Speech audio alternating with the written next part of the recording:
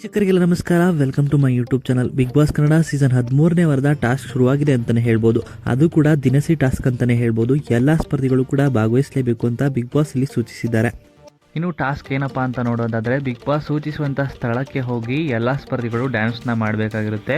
ಅದು ಕೂಡ ಇಷ್ಟು ಟೈಮ್ ಅಂತ ಕೂಡ ನಿಗದಿಪಡಿಸಿರ್ತಾರೆ. ಆ ಸಮಯದಲ್ಲೇ ಎಲ್ಲ ಸ್ಪರ್ಧಿಗಳು ಡ್ಯಾನ್ಸ್ ಮಾಡಿ ಮತ್ತೆ ತಮ್ಮ ಮೊದಲನೇ ಜಾಗಕ್ಕೆ ಬಂದು ನಿಂತ್ಕೋಬೇಕಾಗಿರುತ್ತೆ ಬಿಗ್ ಬಾಸ್ ಸೂಚಿಸುವ ಸ್ಥಳಕ್ಕೆ. ಅದೇ ರೀತಿ ಎಲ್ಲ ಸ್ಪರ್ಧಿಗಳು ಕೂಡ ಒಂದೆರಡು ರೌಂಡು ತುಂಬಾ ಚೆನ್ನಾಗಿ ಮಾಡ್ತಾರೆ. ಇನ್ನು ಮೂರನೇ ರೌಂಡಲ್ಲಿ ಅಶ್ವಿನಿಯವರು ಸ್ವಲ್ಪ ಲೇಟಾಗಿ ಬರ್ತಾರೆ. ಹೌದು, ಎಲ್ಲರೂ ಕೂಡ ಡ್ಯಾನ್ಸ್ ಮಾಡಿ ಮೂರನೇ ರೌಂಡಲ್ಲಿ ಅಶ್ವಿನಿಯವರು ಸ್ವಲ್ಪ ತಡವಾಗಿ ಬರ್ತಾರೆ ಅಂತಲೇ ಹೇಳ್ಬೋದು.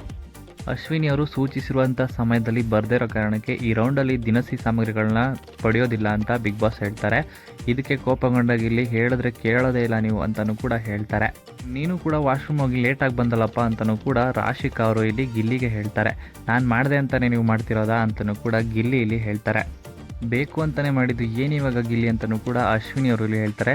ನಾನು ಕೂಡ ಪ್ರತಿ ರೌಂಡಲ್ಲೂ ಹೀಗೆ ಮಾಡಲ್ಲ, ಒಬ್ಬರಿಂದ ಎಲ್ರಿಗೂ ದಿನಸಿ ಹಾಳಾಗುತ್ತೆ ಅಂತ ಕೂಡ ಗಿಲ್ಲಿ ಇಲ್ಲಿ ಹೇಳ್ತಾರೆ. ಒಬ್ರಿಗೇನು ಲಾಸ್ ಆಗಿಲ್ಲ, ಎಲ್ರಿಗೂ ಲಾಸ್ ಆಗಿದೆ, ನಾನು ಬೇಕು ಅಂತಲೇ ಮಾಡಲ್ಲ ಅಂತಲೂ ಕೂಡ ಗಿಲ್ಲಿ ಇಲ್ಲಿ ಧ್ವನಿ ಎತ್ತಿದ್ದಾರೆ. ಈ ರೀತಿಯಾಗಿ ಅಶ್ವಿನಿ ಹಾಗೂ ಗಿಲ್ಲಿಯವರ ನಡುವೆ ಮೊದಲ ಟಾಸ್ಕಲ್ಲೇ ಜಗಳ ಶುರುವಾಗಿದೆ ಅಂತಲೇ ಹೇಳ್ಬೋದು. ಇನ್ನು ಈ ವಿಡಿಯೋ ನಿಮಗೆ ಇಷ್ಟವಾಯಿತು ಅಂದರೆ ವಿಡಿಯೋಗೆ ಲೈಕ್ ಮಾಡಿ. ಬಿಗ್ ಬಾಸ್ ಕನ್ನಡ ಸೀಸನ್ 12ರ ಮತ್ತಷ್ಟು ಹೆಚ್ಚಿನ ವಿಡಿಯೋಗಳಿಗಾಗಿ ನಮ್ಮ ಚಾನಲ್ಗೆ ಸಬ್ಸ್ಕ್ರೈಬ್ ಮಾಡಿ. ಹಾಗೆಯೇ ನಿಮ್ಮ ಪ್ರಕಾರ ಗಿಲ್ಲಿ ಅಥವಾ ಅಶ್ವಿನಿ ಅಂತ ಬಂದರೆ ಯಾರು ಸರಿ ತಪ್ಪು ಅಂತ ನಿಮ್ಮ ಅನಿಸಿಕೆಯನ್ನು ಕಮೆಂಟ್ ಮೂಲಕ ಕಮೆಂಟ್ ಮಾಡಿ ತಿಳಿಸಿ.